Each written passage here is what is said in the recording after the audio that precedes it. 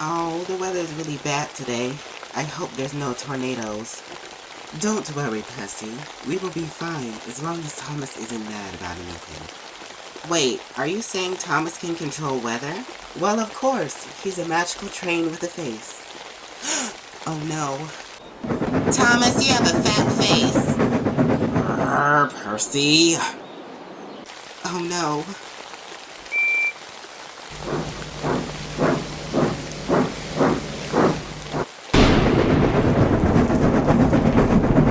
I hope Thomas isn't too angry.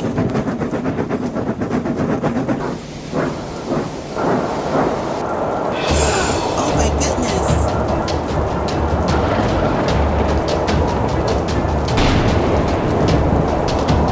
Ah! Oh my god! Ah! Ah! Oh, my wheels. See, Percy, that's what you get when you call me fat-faced. Seriously, Thomas? You realize you just killed Annie and Clarabelle and the passengers. Oh, I didn't think about that. I'm calling the police.